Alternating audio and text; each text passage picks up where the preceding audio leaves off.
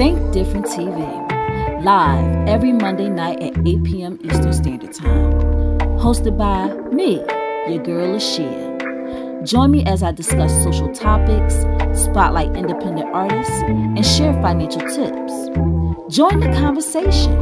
I want to hear what you have to say. Think Different TV, where minds meet. You're the reason I wake up, the reason I smile.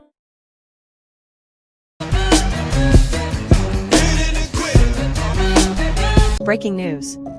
Sam Rubin, longtime reporter for KTLA Entertainment, passed away at age 64. Rubin died at his home of a heart attack. The passing of U.S. musician and producer Steve Albini at the age of 61 marks the end of an era in the indie music scene. Breaking news is Savannah Soto, her boyfriend Matthew, and their baby have all reportedly been found deceased behind an apartment complex inside of their vehicle. Family members on Facebook were posting updates saying that they were praying for a miracle, and then they said that they reportedly had found the car, and just 15 minutes later they said that they found her and she was in bad condition. Soon after, there was live aerial coverage of the crime scene itself. Many news stations were saying that she was in bad conditions, and others were saying that they were all deceased. And her family has reportedly confirmed that, but they didn't confirm the condition she was found in or what led up to the discovery. Some people were even saying that she was found tied up in the back seat along with her boyfriend tied up in the front seat. This also comes after Savannah's brother Ethan was shot and killed back in 2022 in what appeared to be an act of revenge for a drug robbery over THC cartridges. There will be a press conference and I'll keep you guys updated, but regardless of how this all occurred, this family has been through so much and they really need your thoughts, prayers, and kind words right now. As always, I'll keep you guys updated and follow for more news. Tonight, newly released body cam video shows an Okaloosa County deputy arriving at the home of Senior Airman Roger Forston's apartment door, responding to a 911 call about a domestic disturbance. The video is partially blurred. The deputy appears to step to the side and knocks. Seconds later, Forston opens the door holding a handgun at his side that was legally owned, according to his family. The deputy orders him to step back and then fires. Okaloosa County Sheriff Eric Aden says his department released the video to be transparent. I want to assure you that we are not hiding, covering up, or taking action that would result in a rush to judgment of Mr. Fortson or our deputy. Fortson's mother, Mika, says her son was FaceTiming with his girlfriend during the shooting. A portion of that FaceTime video, which appears to be after the shooting, was released by the family's attorney. Hey man, stay with us. Law enforcement can be heard talking about Fortson's injuries. The subtitles were added by CBS News. Yeah, he shot up. You got that 6 gunshot wounds? They just said, oh yeah, he shot up. He shot up. My baby was shot up. Fortson's family claims the deputy had no reason to go to his apartment. The sheriff says his deputy went to the apartment he was directed to. In other words, contradictory accounts. Lawyer Ben Crump represents the family. Roger was the best of us. He was the best America had to offer. And they stole his life. The very people who were supposed to protect and serve him took him away from Mika and their family. The investigator is now looking into this shooting. The deputy who pulled the trigger has been placed on administrative leave. Nora? Mark Strassman, thank you. The evidence shows an individual that was entrusted to keep Madeline safe made calculated moves to dispose Madeline's belongings and place her body in a wooded area before she was ever reported missing. For the 4 days following her disappearance, the entire community was actively looking to find Madeline safe and alive. Tragically, on March 1st, Madeline's remains were found. Although an indictment has been returned this afternoon, it is still an open and ongoing criminal investigation. So much of this information cannot be disclosed until Mr. Stern's attorney, if he does so, elects to participate in discovery, and then all of you in the media know how to go about seeking information through public records. The indictment says Stearns allegedly killed Soto between February 15th and 27th. Her body was found on March the 1st. The state attorney said officials not sure whether they'll seek the death penalty. He said his office will weigh the decision for the next couple of weeks to make sure they make the appropriate legal decision. So this has been a story we're following. They're out of Central Florida for quite some time. It has the charges now of murder officially filed against the boyfriend of Madeline Soto's mother. My biggest message is vengeance is of the Lord and victory is ours. Put God first, stay in prayer, pray without ceasing, and just never lose hope, because there will be a final day where justice will be given and justice will be done. Today, prosecutors announced Joseph Cuevas, Luis Castillo, and Anthony Sherman were sentenced for Soto's death. Cuevas, the man prosecutors say fired the shots, was sentenced to life with no parole this morning. Authorities say the getaway car was registered in his name, found it torched in Northeast Philly weeks after the murder. We really wholeheartedly forgave individuals because we must. And so that burden has been released. And just knowing that today just culminates all of it, we can move forward to what Joshua really wanted to do and keep Joshua's legacy alive. This is my baby sister. Her name was Sophie, and because of what happened to her, I made a vow to myself to bring awareness to Black people that we have to really advocate ourselves when it comes to doctors, and let me explain why. Sophie had been having migraines for months, and she went to see a doctor, and they gave her no answers. They did no extensive testing, nothing. Until one day, one side of her face started drooping. I insisted that she go back to the doctor and that she requested an MRI. She went, and they automatically tried to say that she had Bell's palsy without any type of testing. My mother pushed for further testing, and after that happened, it was discovered that she had a brain tumor. This brain tumor took her eyesight. That's how she had to use the microwave at the end of her life, because she could not see. It also wound up taking her memory, and it ultimately took her life. So when you have a problem, please don't take what a doctor says for face value. I got a call late last night. My wife has passed away. And it was self-induced. We're gonna have a funeral for her next Sunday here at 3 p.m. It's all I can. I'm just kind of going on adrenaline right now. My request to you is that you will continue to come to church and serve and give. I pray for your healing.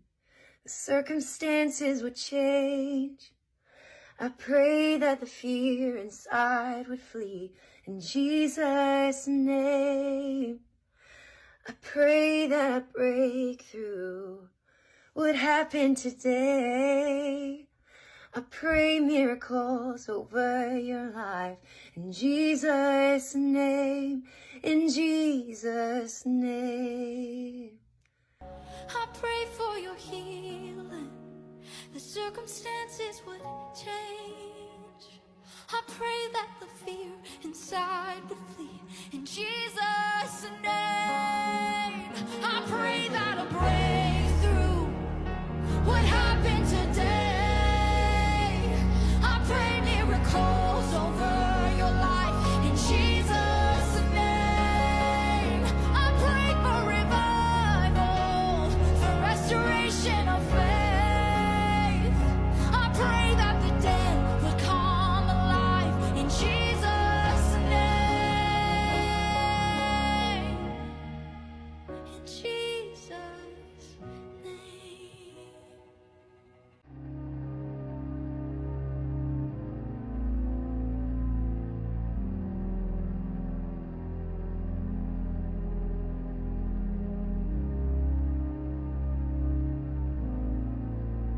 We didn't organize them. They just did it. A beloved teacher in Philadelphia was the victim of a murder-suicide. Police say Andrea Glaze was killed on Monday night in Grays Ferry. Students and staff members are mourning while trying to make sure her legacy lives on. Andrea Glaze spent 10 years inside the walls of Olney High School. In that time, she held a number of titles, from assistant to teacher and coordinator. But the students and staff say she was more like a family member. She was honestly not even a friend, more like a sister to all of us. It was a surprise. Miss Glaze was the sweetest person I ever knew. Every time you see her, she always smiling. That's why the school community was so devastated to learn that Miss Glaze was killed on Monday. Police say she was killed in a murder-suicide on South 30th Street in Grays Ferry. As her students and coworkers learned of her death, this memorial started to take shape on the doors of her office. We didn't organize them. They just did it. This was known as the hub, and they would come looking for her, and she would, always be in there, ready to listen. The school's we truly lost a really big part of our community. An over 300-pound woman named Veronica Posey decided to sit on a child and suffocated him. This was 9-year-old Derrica Lindsay, and according to some reports, she was staying with family who were not actually her biological parents, but biological family members. According to some sources, it was clear that Derrica endured some abuse. She had old scars under new scars, old bruises under new bruises. It was a lot.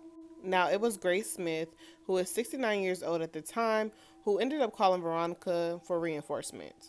Grace told Veronica that Derrica was having trouble at school or listening in the house, and Veronica came to punish her. Now, this is James Smith, and he accounts that, look, I was there, but I really wasn't there. More so that he was an onlooker, and he tried to say that the child was just super out of control, so she deserved to get beat, but not pass away. Anywho, he's married to Grace. Now, back to Veronica. Veronica decided to beat her with a pipe as well as a ruler. It was then reported that Veronica told Derrica to kneel down on the floor and lay her head and her torso on a chair. It was at that point she sat directly on the child's head and her upper torso. Derrica was squirming around, saying she couldn't breathe, and she repeated that twice. Now, James said that she sat on her for about 10 minutes until she stopped moving.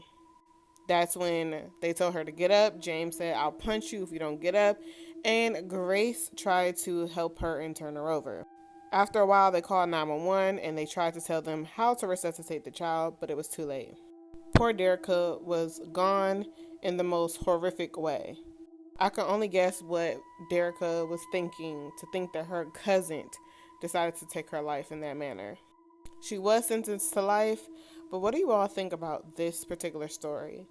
Should certain family members not have custody of your child, or what? It's a lot going on. We were able to get in and found some things. I won't go too much into detail on what was found, but they did find some things that led us to believe there was certainly cause for concern for the child, and as well as for Savannah.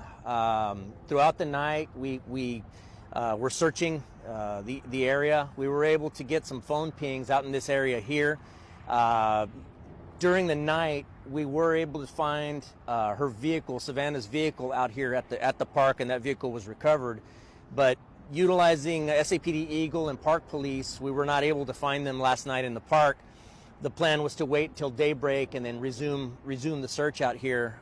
This morning, a Park Police officer was out here accompanied by our SCORE deputies, and a Park Police officer was able to find 2 bodies in the ditch back there off the backside of the park. At this point, we're not even clear that it's park property, but there's a drainage easement that runs behind the park, and that's where we were able to find 2 bodies. At this point, we are operating on the premise that it is Savannah and the child that we have found. It appears that there's some evidence that there may have been some gunshots fired. Chester County woman charged with killing her 87-year-old father and his girlfriend says she's being framed. Investigators believe Sherry Lee Heffernan was mad that she'd been cut out of her dad's will, so she killed them. Someone found the bodies of John Enders and Francois Petoy earlier this month at their home in Surf City. Heffernan has pleaded not guilty in the case. Those videos showed that Melinda was ankle cuffed to furniture and verbally berated. The death of a 12-year-old girl in Chester County reveals what police call a horrific case of abuse. Authorities say it began with a 911 call about an unconscious child over the weekend.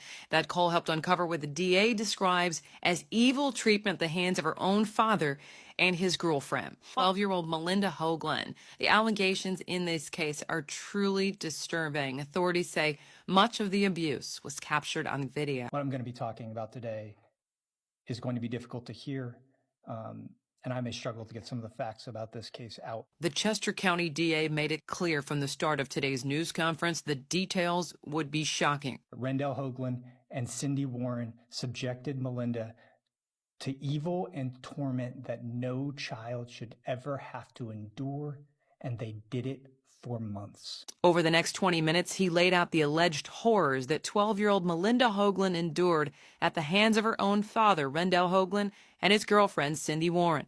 Much of it documented by security cameras found inside this home in West Callan Township. Yeah, get those bags off you, man, okay? I can take them off. I'm the only No, one we're that not can take them off. unzipping No, you're damaging my property. That's fine, man. Like I said, we can't get them off of you. We have to cut them off. I can get them off myself. Just let me. This one's right here. Just We're let good. me take it off myself. Does it come off? Just let me take it off myself. Will you please? Will you let me take it off myself? Will you let me take it off myself? We're gonna get it off. Calm Still down. tied.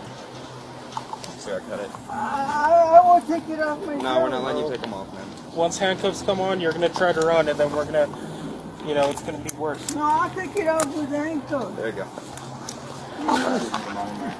No, I ain't Boys, you giving want you my to money, my private property. Yeah, yeah, of course. You're not gonna be able to go to the jail. I'm gonna get gloves and check his bags.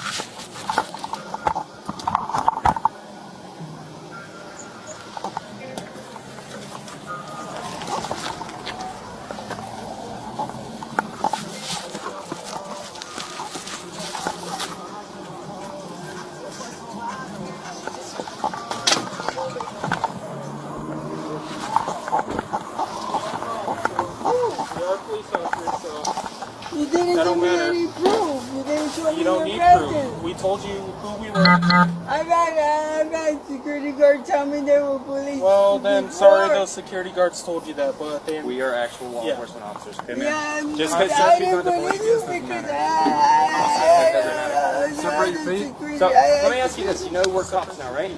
Do you want to identify yourself? Yeah. Hang on 1 second. Do you have an ID anywhere? Where's your ID at? Yes. What's your name? Tell me your name. You gonna tell me anything, man? Not till I get a lawyer. Well, that sucks to suck, man.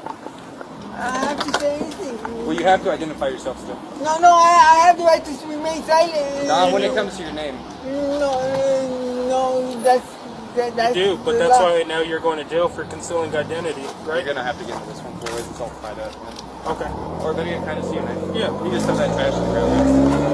That's not trash. That's important paper. And I need my paper. All right, you know what?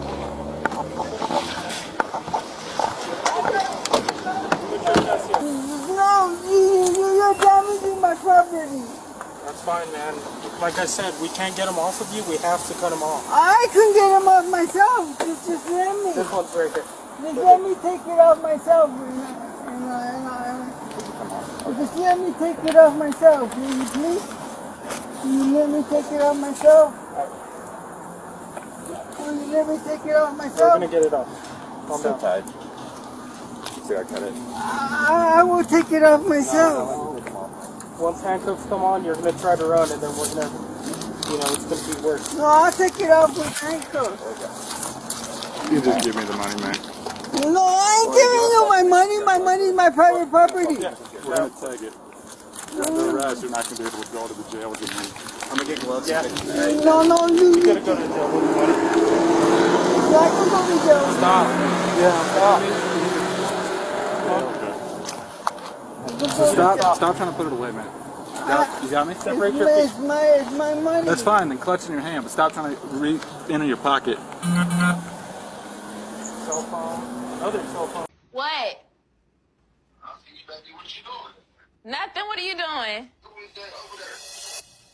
Rochelle. Hey. I did. You just don't listen. For some people, being with someone incarcerated consists of an occasional phone call here and there, a visitation whenever you can. But we do it day in and day out. Baby, why you, what you wearing? What you got on? Having all the cameras in the house. It was initially Rob's idea. I've never met anyone who's like so big on security the way he is. I really hang with my wife really almost all day. I kid you not, Rob will stay up and watch those cameras. Like, I'll wake up 2 o'clock in the morning, tossing and turning, and I'll call his name, and he'll be like, what's up? I'm still here, baby. I'm up. I just checked the cameras. Of course, there's no cameras in the kids' bedroom or my bathroom, so it doesn't bother me none. If you've been on social media lately, you might have seen this disturbing trend. Multiple women claiming they had been randomly punched in the face while walking down the street in New York City. Now police are investigating an incident that happened right here along 6th Avenue just a few weeks ago. They need your help to solve this case. Take a look at this video. The person is described by police as a white man with a medium complexion and medium build. He was last seen wearing a white t-shirt, brown pants, and blue jacket. Here's a look at a still photo. Police say he approached a 23-year-old woman who was walking down the street and punched her in the face before running away southbound here along 6th Avenue. The woman was taken to the hospital with a nose injury. The NYPD says there have been 5 similar incidents over the last several weeks of women getting punched while walking down the street in New York City. 2 men have been arrested in connection to those attacks, but police have not linked any of them. Police say not all of the incidents that are posted and then reposted on social media have been reported to them. I feel safe right now. I went all the way on the other side. Democrats. He followed me and started recording me. Democrats. I pushed the camera out my face, and that's when he started hitting me. You crazy. And he hit multiple times. Yeah, okay.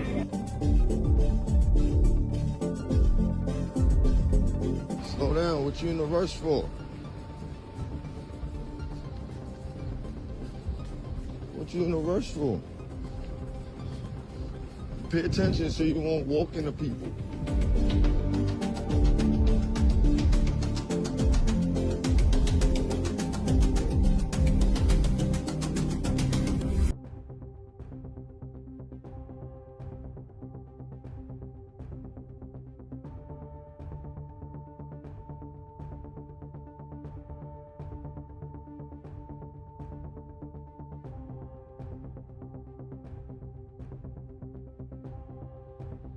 Bed tonight, Kenneth Haygood described the encounter he had early this morning while waiting for a 5 train home from work as he stood on the mezzanine at Grand Central.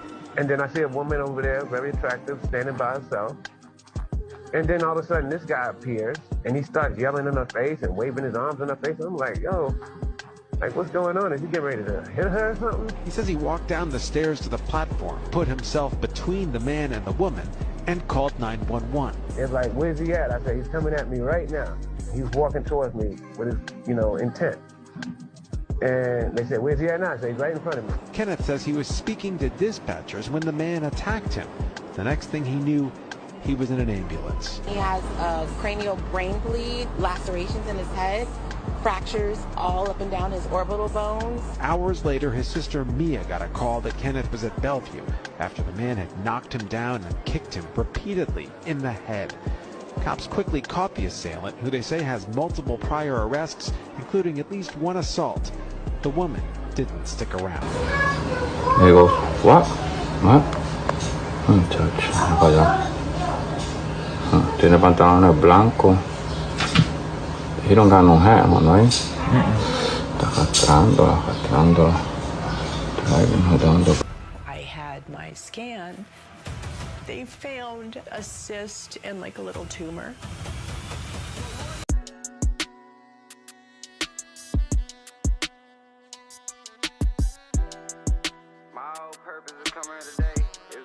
Let's go ahead and stir the pot a little, shall we? No problem, Mr. Lee. I decided to live stream my students helping me take my hair out. But Mr. Lee, you don't teach cosmetology. I would like to represent myself in this case, Your Honor. And I'll be representing myself as the proud father of an innocent teenage girl. I asked about 4 or 5 of my over 100 best friends to assist me in taking my hair out, and they all agreed. And this is where things start to go south for me. You refer to them as 4 or 5 of your best friends. You know who else uses that same terminology? I was just very close. He's my best friend. Now who found him in the whole wide world? Now, I'm not calling you R. Kelly, but what I am saying is oftentimes wolves disguise themselves as sheep. So taking down your braids is an absolute no for my daughter.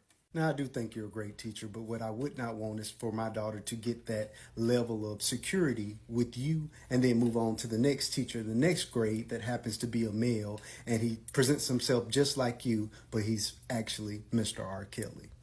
This is why I think that there should be clear boundaries between students and teachers. There's so much more stirring of the pot to do. I'll be live at 8:30 Central Standard Time where we'll be discussing this subject in greater detail and much more. Hey, y'all wrong for getting that teacher fired, man. Y'all wrong for that because that teacher didn't do anything wrong. Now, was it unprofessional? Yes, it was unprofessional. Like, I don't think it was a time and place for him to do that in the school where he got to teach the kids. Unless it's cosmetology school, yes, I do think it was unprofessional. But if y'all gonna punish him or something, give him some consequences, at least suspend him without pay for a couple of days. But he not only got fired, he lost his teaching license, so now he can never teach again, all because of a misunderstanding. Like, I didn't see anything inappropriate for what he was doing. Like, all he was doing was just letting the kids, like, take down his hair. Like, what is wrong with that? Like, he didn't have no problem with it. The kids didn't even have a problem with it. The kids actually liked doing that. They didn't have no problem with it or anything. They was even sending him messages saying they was gonna miss him. I also seen a video where a woman literally was doing the same thing. Like, she was letting her students take down her hair. And I don't know if they was criticizing her the same way they was criticizing the guy, but I doubt it because, you know, double standards. Like, you know, it's okay for a woman to do it, but if a man does it, he's wrong. Like, you know, all that stuff. But like I said, I don't think that guy deserved to get fired. Like, it was unprofessional, yes, but it wasn't inappropriate or anything like that. Like, y'all tried to make it seem like it was that situation when it really wasn't. But let me know what y'all think about this in the comment section. Okay, I am not trying to fearmonger you, but I was an assistant principal, I was a middle school teacher, and I was a high school teacher. And I need you to know America's in a literacy crisis, and they're not making a big enough deal about it. Our children cannot read. Our children cannot read, let alone writing a paragraph, let alone comprehension. They cannot read. They do not know how to sound words out. They were not taught that. And if you're wondering, well, then why does my kid just keep getting passed on to the next grade? Because that's what they're doing now. They're not holding the children back. They're moving them on. They're graduating them, knowing that your child is illiterate. Our next change makers, our next lawmakers, our next voters cannot read. I beg of you, take the tablets and the cell phones away. Practice letter recognition and sounds and reading with your child, please. And I'm going to keep it a stack with you. They been knew. They been knew the babies couldn't read and didn't care.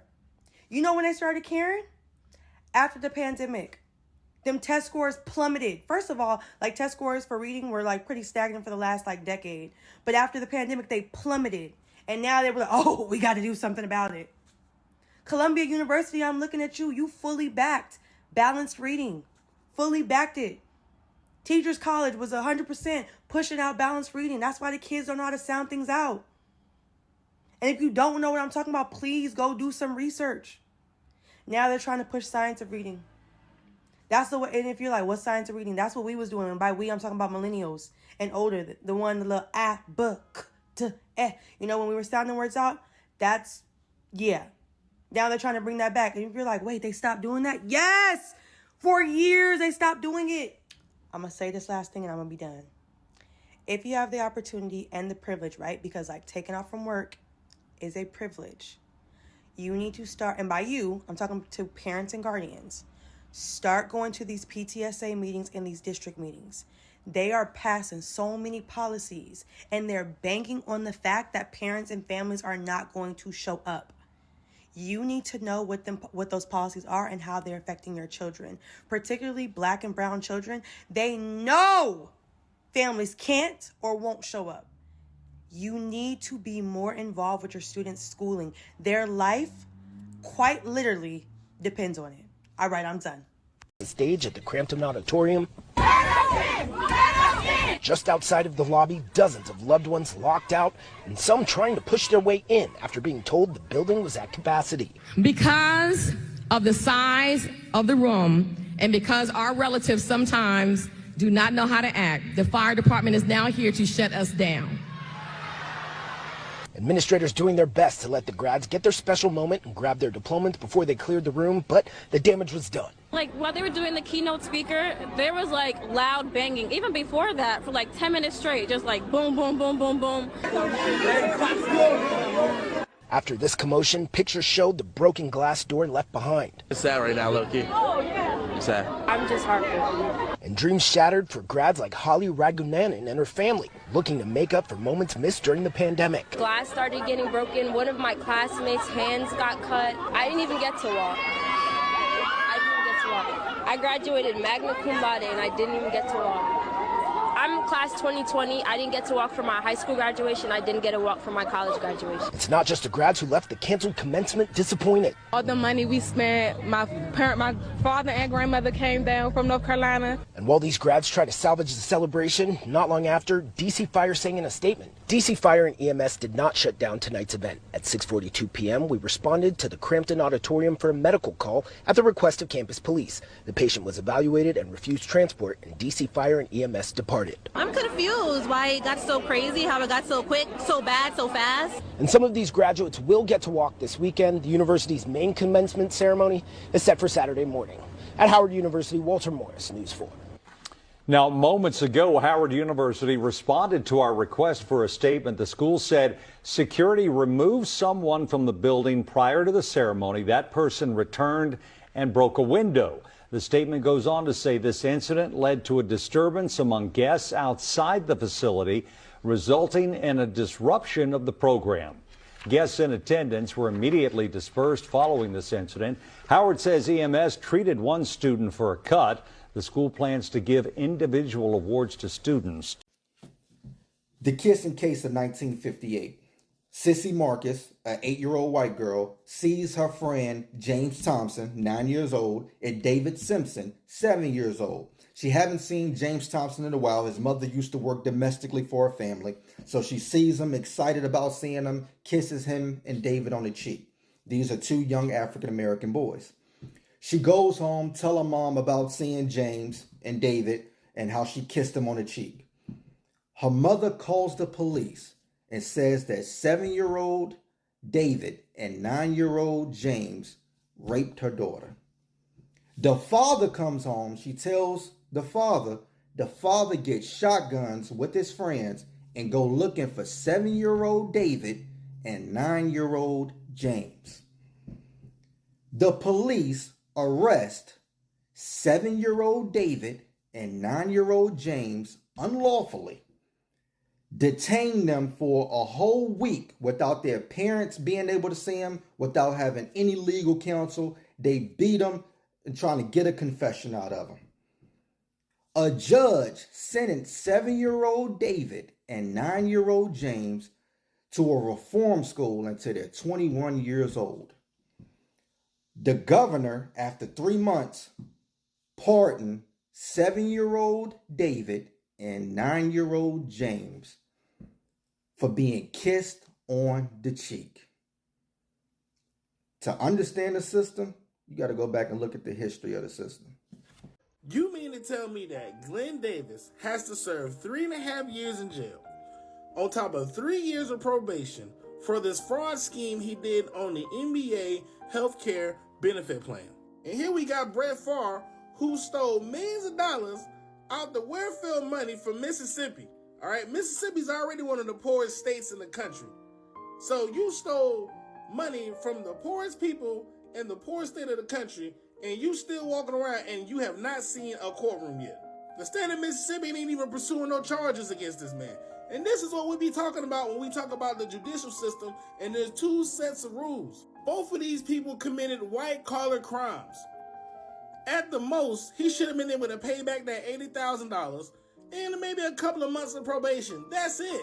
$80,000? An ex-NBA player? He's got that. But instead, this man has to deal with the courts for the next 6 to 7 years? That's wild. While Mr. Wranglers over here ain't seen a courtroom yet. That's crazy. Come on, y'all. And from what I'm hearing, he got to serve the full 3.5. But we know why. Because there's two different judicial systems in this country. And I'm down on my knees again, thank you for the happiest year of my life. So, the backstory was there was a woman and you could hear her making audible sounds. You turn around, you say, that hush. Yes, ma'am. Well, don't ma'am me. Yeah. I always tell people a snippet of video is not the total story. Yeah. So tell me what happened there. Well, you know, social media is into cuts, not context. Yeah.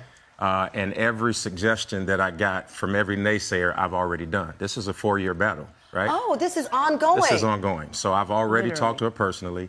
I'd already had ushers go up to her. I've already had prayer warriors. I've had everything. So she did it publicly after being asked not to. What is she? Is she cry? Is an emotional? Well, you know, as a pastor, I know the difference between disturbance and worship. And what people have to understand, is that every time you hear a noise in church, it isn't worship. And so there has to be order. For instance, it's okay to applaud in this room right now. But if somebody got up and just started clapping right now, I'm sure somebody would bring order to the room. Yeah. And so what I did is I brought order to the room so people could hear God and not her. And I'd do it again if I needed to. Wow. Now, Luke, your character has a type on the show. Yeah. The transgender women that he likes dating. Was that a conversation? What was that conversation like when they presented that to you? That was the role. When the request for a self-tape came, that was the breakdown of the character. Mm-hmm. You know, for me, I look at myself as an artist in totality, and it's a matter of asking yourself, what type of artist are you? Yeah. It's a matter of telling the truth. For me, if I can breathe life into a character and be honest about everything that I'm reading and needing to say, go for it. If it moves me in an emotional way, I'm all about it. And that's what I love about the show, because it's just grounded in the reality of what our lives are, what they really look like, and it's not trying to be this fantasy. Mm-hmm. Brand new, full throttle. Teach me while your bros play Grand Theft Auto.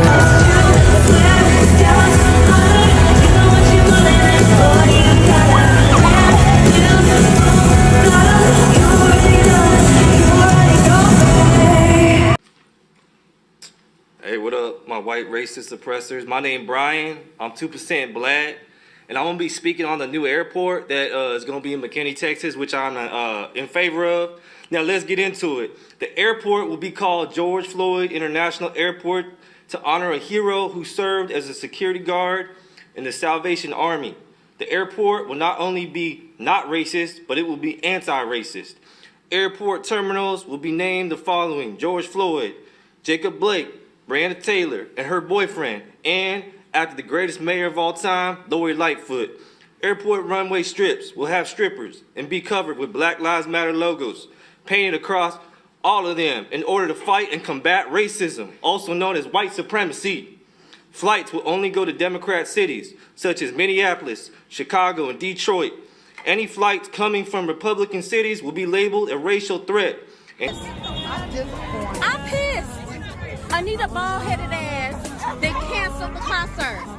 I've been waiting for her since January. And her bald-headed ass canceled the concert. Look at us. We all standing out here ready, waiting. And her bald-headed ass canceled the concert last minute. Pissed, Anita. Run me my money. Here are all the TikTokers and influencers who made the cut for the Met Gala this year. First up was TikTok star Hailey Bailey, who ate up the red carpet with this floral look. And we have Emma Chamberlain, huge YouTuber, who's got so many fans now she made it to the Met with this gothic look. And we had TikToker Wisdom K, who arguably had one of the best looks of the whole night, eating up the carpet with this red withering flower look. Then we had TikToker Guy with a movie camera, and people on Twitter were going wild because so many people didn't know who he was because he's big on TikTok and they were just obsessed with the bag. Guy with a movie camera gained his following from interviewing celebrities, so it made sense that he was providing some coverage. Then we had TikToker Hello Tethy. She got to provide the interviews from the sidelines, including an interview with Anna Wintour herself.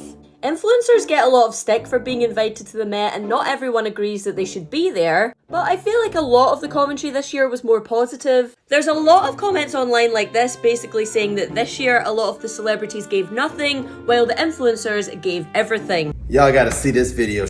Brian McKnight accused of abandoning his biological kids after buying his stepdaughter a new BMW. The brand new BMW that R&B artist Brian McKnight bought for his stepdaughter was announced on his social media pages. 2018 saw the marriage of Brian and Leilani Maria Mendoza at the renowned Oaxaca Castle in upstate New York.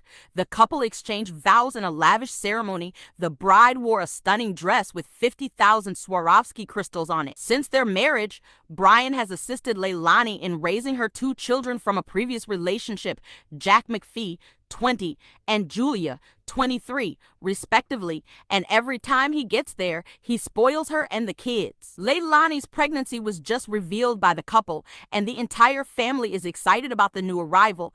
People on Black Twitter are not pleased with Brian's apparent preference for his stepchildren above his own children. The Neighborhood Talks Instagram page posted Brian's post about the new BMW after he reportedly blocked a follower for encouraging him to mend his family in the comments. One person responded, saying, "People see a fraction of someone's life and want to provide an unsolicited opinion, so there are the repercussions of such acts." Another person objected, "Blocked. It's none of our business." But the fact that he purposefully posts his stepchildren in his bio as if his biological children don't exist is concerning. According to a third social media user, that is so nasty. Brian has previously refuted claims that he was a deadbeat parent who spent years ignoring his biological children. In a 2019 video that has since surfaced, he discussed what it's like to be there for his kids' lives. "I have never been late on paying child support in my entire life. I've never done anything wrong to my children. I've always been there, whether they heeded my advice or not. I was always there. I have always served as both a sounding board and the one who had to assist them in realizing any goals they had in mind. He gave them everything he lacked in the hopes that they would be grateful." He also said that he should have felt bad for entitling his kids and showing them tough love when they were younger. "BJ was 25 and Nico was 22 when I ceased taking care of everything for them," according to McKnight at the time. "And I didn't just stop talking to them entirely. That took place much later." That grown man. This man is something else. He is saying all the wrong things about his own children. This time around, he is saying that the 4 kids he had in his previous marriage was a product of sin, and he wants no parts. I mean, his ex-wife responded and said that his comment was outright disrespectful, and his son Nico clapped back and called out the stone throwing, considering that Brian McKnight Sr. allegedly forced him to help cover up his affairs. He claimed that at 15 years old, his dad made him get rid of the crooner's used condoms. Oh, Lord have mercy, Jesus. Y'all telling too much. So when I die, I hope I live in the sky. All my folk who ain't survived made a live in the sky. What you need. We are not here to try to replace your father, which that can't be done, but we can be something to you. To just make sure you go on into your adulthood and live your life and get you the help and therapy that you need so that you can move on, because words hurt and stuff like this hurt a lot when, when things like this are said. It's a bell that cannot be unrung. So if anybody know Brian McKnight kids, sons and daughter, we really celebrate dads where I live, and in my household we had over years and years and years have raised kids that don't have a dad, or dad got killed, or just, hey, I don't want to be a dad, or whatever. That's what we do. Tyrese told Ricky Smiley that he needs to stay out of Brian McKnight's business. Brian McKnight keep telling us his business though, but let me carry on. I'm just gonna follow this script. He says it is not fair to act as if relationships between men and their adult children don't fall apart or get toxic, and that kids can also become very hostile and disrespectful and even steal money from their parents. So who's to say Brian is wrong? Now, this is coming from Tyrese, y'all. He said Google parent alienation. But all I'm going to say is that regardless of it all, a parent should never, ever, ever turn their back on their children. And all Ricky was saying is that he supports Brian's children, and I don't see no wrong in that either. My God, neighbors, y'all gotta get in here and check this out. Singer Tyrese left during the middle of one of his concerts after he got tipped off by security that someone was there to serve him paperwork for a $10 million lawsuit.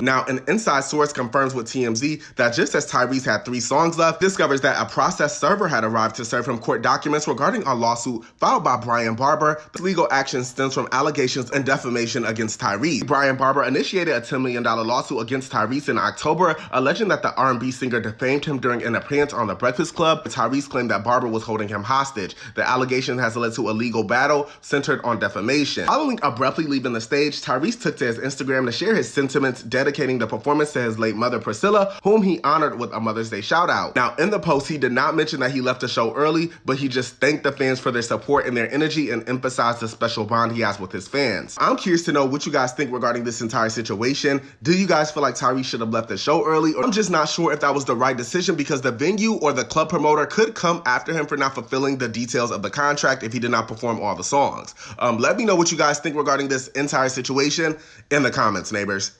Peace. So we're going to talk about AOD. She's so beautiful. But did you know that she had an older gentleman at the time? Or was it a surprise to you when you saw the pictures? It's a loaded question. I don't think she had anything. I think that was just she's a young, pretty girl. And, you know, I think that we don't think that the toads that we may kiss is going to be like broadcasting the thing. And I personally feel a little bit like she was set up. Do you believe that you gave everything you possibly could in basketball? Did you train the way you should have? Did you eat the way you should have? That just goes to show you how great you was. That you didn't, you allowed your weight to get out of control. The injury started to creep up and you got 4 rings and you got 3 finals MVP. I said last night, Shaq said, you took me sticking up for Shay as jealousy of Joker shows how smart you are and how you say anything to get clicks. That's not what I did. But anyway, so here's the clickbait for you. If I ain't ranked in the top 10 in your profession, then you can't speak.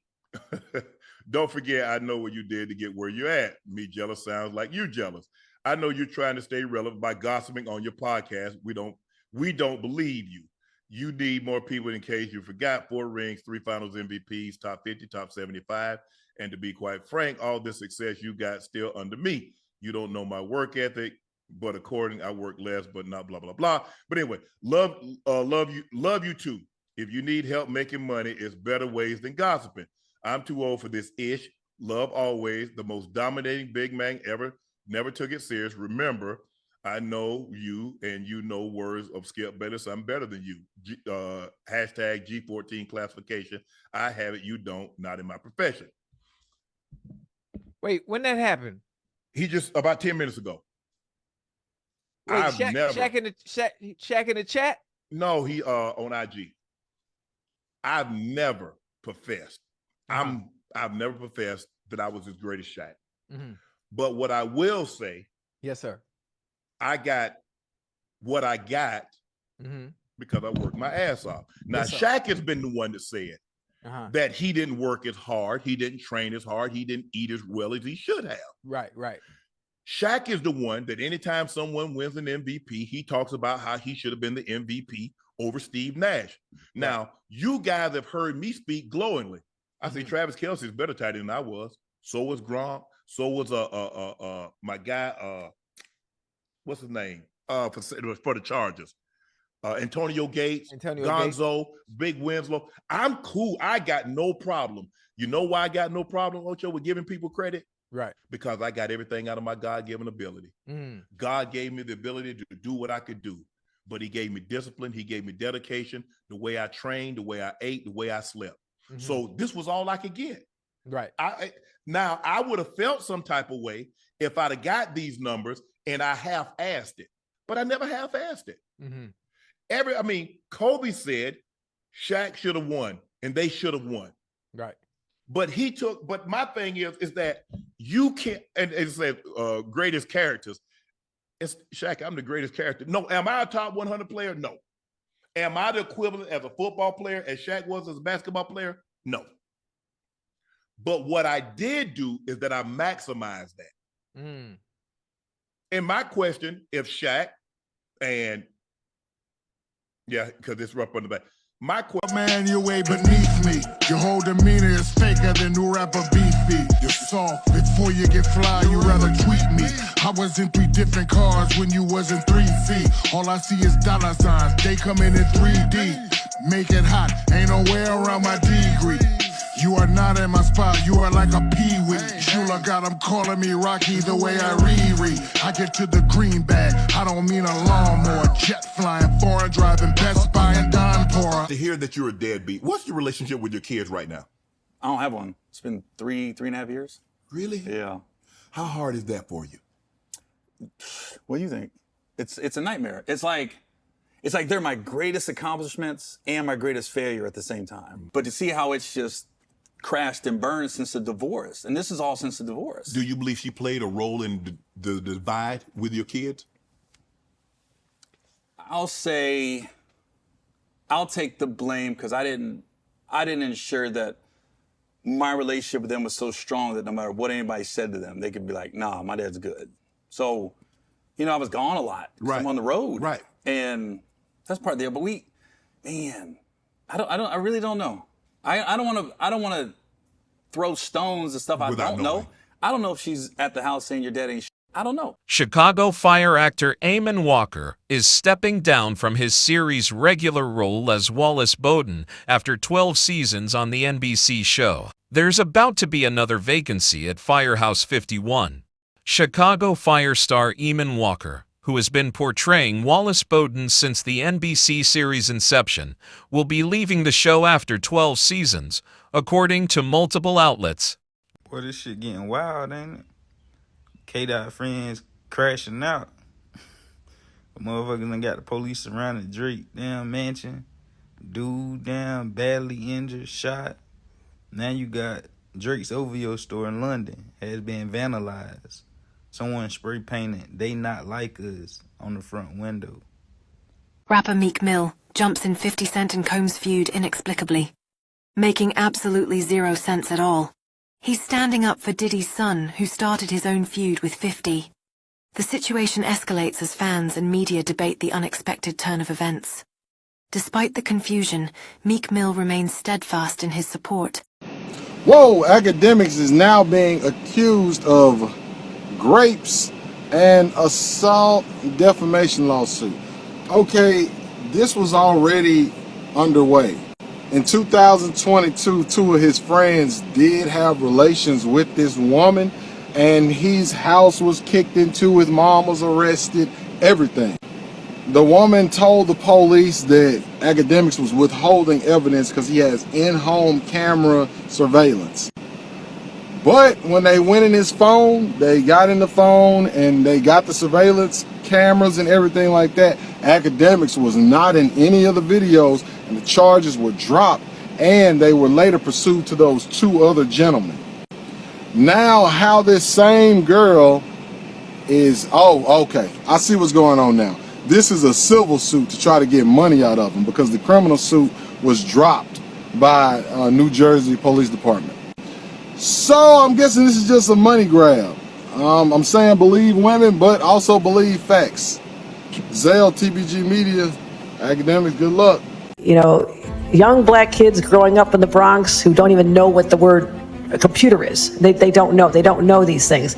New York's governor made the comment while being interviewed at the Milken Institute Global Conference in California to discuss increasing economic opportunities in artificial intelligence for low-income neighborhoods. For a public official, someone who's almost at the highest ranking person in New York State, to say that to a room full of billionaires, it was heartbreaking, but not for me, because I fight social justice. I fight against this, but we have to console our elementary school children here. Elevate, don't hate. At a news conference at a Bronx charter school, educators from Black Opportunities Inc., Black Lives Matter New York chapter, and students themselves talked about what they called Kathy Hochul's racist and insensitive remarks. When I first heard what Governor Kathy Hochul had said, I was speechless. At first, I thought it was AI. I thought it was someone trying to make her look bad.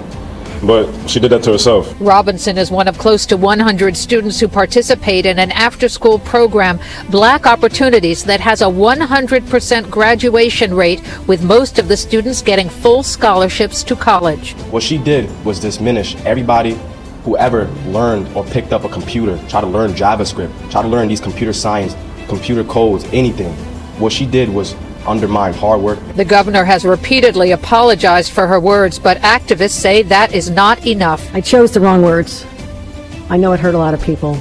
I took full responsibility for it. What we demand is that Governor Hochul invest in the Bronx and make it the tech hub of New York State.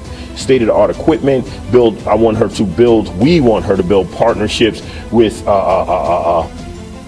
tech companies. The co-founders of Black Lives Matter, the New York chapter, and Black Opportunities is calling on the governor to come here personally for a meeting so that she can see all the great work being done here at Wildflower Community Charter School. Is out there at second, pointing at himself going, who, me? What'd I do? Well, Nathan, you're about to find out that there's some stuff going down. Pinch runner at second base, reportedly joining the Miami Marlins organization. They're going to take a trek down the right field line as we get a traveler pitching change. Hill being lifted here in the third. 2 on, 1 out. Trav's back to the bullpen. We got all sorts of baseball stuff going on here at DSP tonight. Martorella and Marcy headed to the clubhouse trying to explain to everybody. The whole world on fire when you said the Floyd shit. I want to know when it happened. Was it because I seen the live with him and Bill, and he said something about a Chrome Hearts bag. Like, was that what set you off? Like, what set you off that you was like, I gotta do that? A lot of people don't know what Floyd do. A lot of people don't know what Floyd. Everything that Floyd said right there, the Chrome Heart bag, the Maybach, the Lloyd shit, that was all in my post. Chrome bag, right? Lloyd shit, Maybach. Oh. He said everything. So you feel like it was a sub, like he was subbing you, like, oh, like he was going at me. He was going at me, and I knew for sure he was going at me. That's why I went at him. There's no reason for me to go at Floyd. Yeah. You know, is it just like big bro, little bro seeing things different, or what is it to you? No, Floyd don't never. He felt as though I'm at that point where as though I passed him. And I'm doing it at a young age. Like when Floyd was 29. You'll see, bro. Yeah. That deal that I'm talking about? Yeah. Oh, that's a part of deal. He don't know about that yet. But that's bigger than his deal. First 3 games, look at this nigga Key. DiVincenzo was averaging 29 points per game, 50% from the field. The Chicago Sky has announced that Camila Cardozo is out 4 to 6 weeks with a shoulder injury. There's no clips to show it because, again, the Chicago Sky wasn't aired on that preseason game last week, but she fell and injured her shoulder. She was immediately escorted off the court and looked okay, but she was kind of grabbing it and moving it weird. And then they have confirmed that she's out for the next 4 to 6 weeks, depending on how she heals. We will obviously miss her this weekend in the next preseason round, and then for the next month or so, as the season starts, she will not be there. Hopefully she can heal quickly and still has a spot and can show them what she can do, because she was an integral part to South Carolina's 38-0 season and national championship. And we're not calling them the Twin Towers, but I need Camila and Angel back together. They are such a dynamic duo. They're so fun to watch, the way they're feeding each other, dishing to each other. Even in that few minutes that we got to see them in that preseason game, I'm really excited for the future of the Chicago Sky and these two women. And gosh, she's just so tough. I know that it's killing her. So heal quickly, Camila. Please come back. It cannot always be nice. Work 6 of them like Mike. So many different shoe companies wanted to work with me, but I chose Reebok. What was it about Reebok? One, they didn't have a women's basketball player, a face. So I wanted to be that. 2, Shaq. You know, my relationship with Shaq. And 3, I like how they were rebranding everything, and they're like letting me be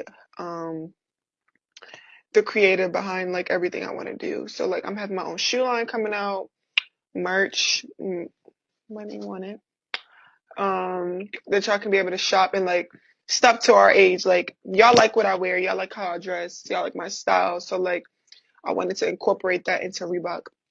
I want people wearing my shoes. I'm gonna have shoes probably in a couple years. My own shoe, maybe like 2 years. Once I'm in the league, like and hooping and stuff. So, yeah. Improving last night. A lot of people told me I shouldn't have went to the Met Gala. I wasn't going to be focused playing against the runner-ups, and I went to the Met Gala, slayed the Met Gala in New York, came back, slayed against New York. Like, it's what I do. I mean, obviously, I give a lot of confidence to so many different people, and knowing like I'm not one-dimensional. Women don't have to be one-dimensional. They don't have to do one thing. And I think just continue to emphasize on that. And I think that's what's growing the game. People love me off the court too. Like they love me because I am who I am, and I speak on things that a lot of people may be scared to speak on or stand up on. So just continue to do that, even on the bad days, even on the days that people may hate me. I'm just going to continue to keep being me. This clip is going viral of Caitlin Clark and the Indiana Fever on the WNBA's first charter flight. The WNBA announced that they're spending $24 million for the next 2 seasons for all teams to travel using charter flights. Traveling issues have been the focal point of the league for many years now due to plethora of horror stories regarding travel. Back in 2018, the Las Vegas Aces refused to play a game against the Washington Mystics after a nightmare travel situation that lasted 26 hours, which prevented them from arriving in Washington, D.C. until a few hours before tip-off. The league eventually ruled the game a forfeit and gave the Mystics the win. During the 2022 season, the Los Angeles Sparks were forced to sleep at the airport after their flight was delayed. It's the first time in my 11 seasons that I've ever had to sleep in the airport. So half of us are sleeping in the airport, half of us are at a hotel. There weren't enough rooms. After our flight got delayed, and then canceled at 1 a.m. That same year, the New York Liberty was fined $500,000 by the WNBA for using charter flights paid for by their owner, as the league said it was an unfair competitive advantage. So why didn't the WNBA ever fly charter before this? The commissioner stated that they didn't want to jeopardize the health of the league. But with the league's popularity growing because of rookies like Caitlin Clark, Angel Reese, Cameron Brink, and Camila Cardoso, the WNBA has found the financial growth it needs for this change. However, even though the WNBA has announced that every team will be flying charter full-time this season, the flight schedules have yet to be put in place, so Caitlin Clark and the Indiana Fever are the only team so far receiving this luxury, leaving fans wondering if favoritism is the reason. Again, we're here.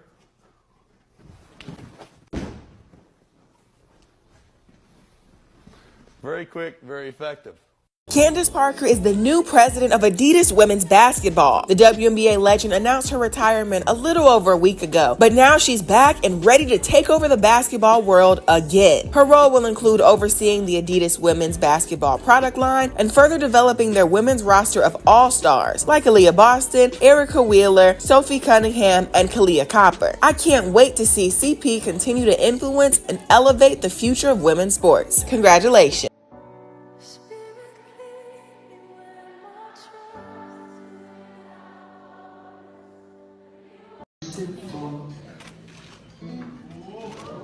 And I can't sweep you off of your feet. Will your mouth still remember the taste of my love? Will your eyes still smile from your cheek? And now the shoulder stands. And after that, the highlight. Look at this. A powerful body with more than 90 years. Johanna Clark.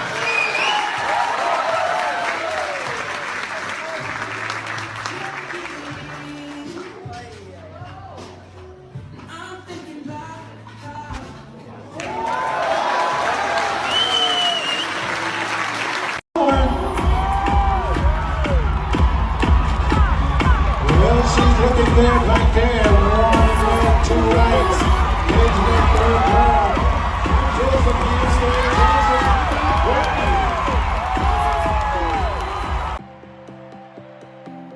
During Christmas time last year, I was able to go back and give my high school janitor, Mr. Joe Biggs, my college jersey. Before I left high school, I promised him I was going to give him my jersey. Yeah, there you go. Yeah.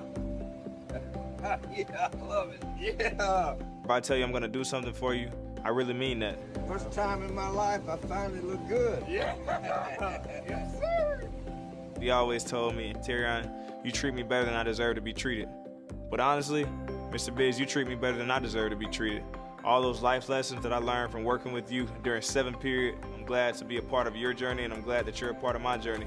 And I'm gonna get you my jersey to wherever I get called. The Red Sox lead the National League bottom and making his major league debut, a week shy of his 32nd birthday. Bruce will come on. And now the base is empty. Been a while since the Red Sox have had someone at this age making their debut. Riolo with half a swing, gobbled up by Valdez. He'll get him, and the Red Sox are in the win column. They beat the Pittsburgh Pirates 8-1. Life on the road continues to be awfully good for the Red Sox. Yeah, and on Fenway Park, I guess, helps a little bit.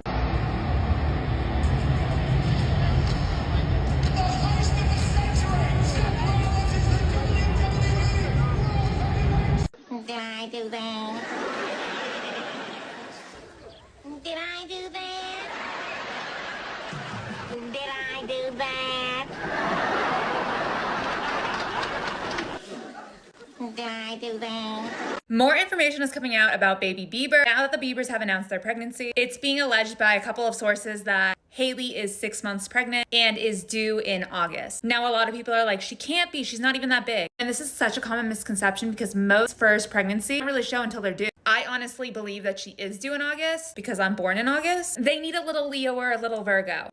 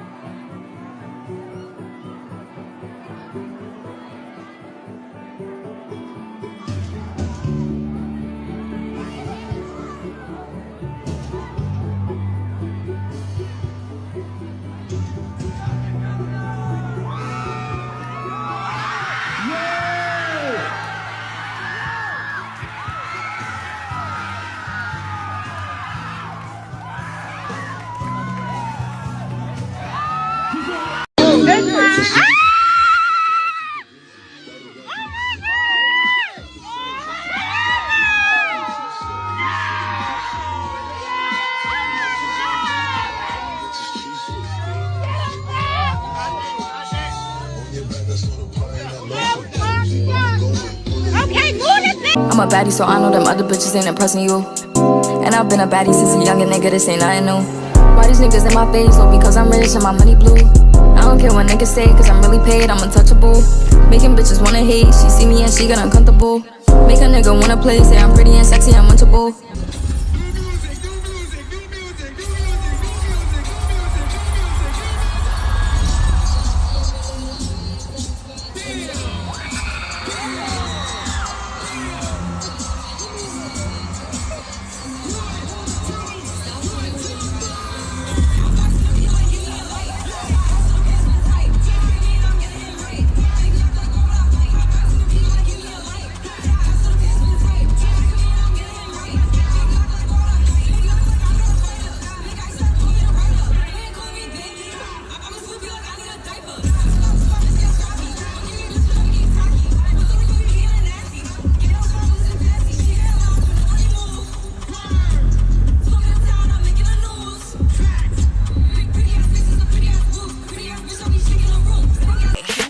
The game spends nearly 5 minutes going at Rick Ross on his new track Freeway's Revenge, the title of which of course is a nod to the real-life Freeway Ricky. Seconds into the track, Game proclaims, "I can see the bitch in him," before telling Rose, "You'd 12 lemon pepper wings from a heart attack," before suggesting an Ozempic starter pack. Shortly after, he makes a reference to Drake and Kendrick Lamar's recent back-and-forth rapping. "This ain't the Kendrick beef, my Drake sings songs." Later, Game makes a urine-based claim against Rose while also referencing his pre-fame stint as a correctional officer. Tucked into the same passage is a nod to Florida-based MMG artist Gunplay. What are your thoughts? Follow for more. Draco flick, it's like the light on the Carter 4. Bad kid, good city, I studied the art of war. Run into that hand-me-down mansion and lock up all the doors. Stop with all that raving, nigga, you not from Baltimore. I don't wanna hear about no fish tanks and marble floors. No spiral steps, no swimming pools, no hors d'oeuvres, no Audemars, no car shows, no pinky rings, no umbrellas in the car doors. Introduce me and my connect to that Colombian you chopped that raw for. It wasn't fabricated. The lies you tell are getting saturated. What happened to the birds in the Maserati? They just evaporated? Boss. That shit be too exaggerated. Fucking with a Compton nigga, get your head decapitated. Leonardo DiCaprio, all that cap like you activated. I just bought 100 for yacht and it was captivating. Congratulations, what an imagination. From CO to drug kingpin, now this nigga acting Haitian. The stories these niggas tell. He gon' tell us he got a key for every nigga he locked in a cell. He gon' tell us he just bought another crib, he living well. But he won't tell us about his health condition. He sick as hell, he popping pills. They starting to fuck with his brain. Seizures off the lean, Balenciaga shorts got shit stains. He not a master.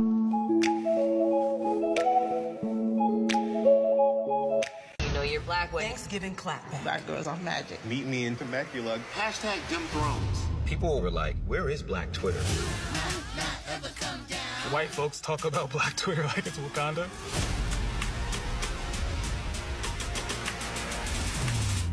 Wanna get down? Let's go.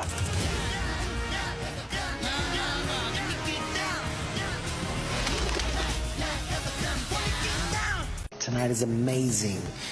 And it was an emotional night as Kevin Hart broke down honoring his wife, Eniko. I love you for being patient. And their 4 kids as he received the Mark Twain Prize for American Humor in Washington, D.C. There is no life in me without you. I breathe for you. I live for you. This is a huge honor. You brought your beautiful family here today, too. It's a big deal. It's not something that I take for granted. It's something that I'm, extremely humbled by and blown away by. To be in the conversation of those that share this title is mind-blowing. It's something that'll probably hit as the day goes on. Kevin, also full of gratitude for his comedy colleagues. I got Jerry Seinfeld, Chris Rock, and Dave Chappelle that came out on a night for me. Laughter heals all wounds. I stand on that. I live by that. And my household is a household that's a product of that. Nick Cannon joked about prank wars with his best frenemy. He put my cell phone number on every billboard in America saying, for any fatherly advice, call my best friend Nick Cannon. Still ringing. Jimmy Fallon turned into a country crooning jokester. We all love this little man. He fits in the palm of your hand. And Seinfeld questioned why he was even there. I don't want to be in Jumanji.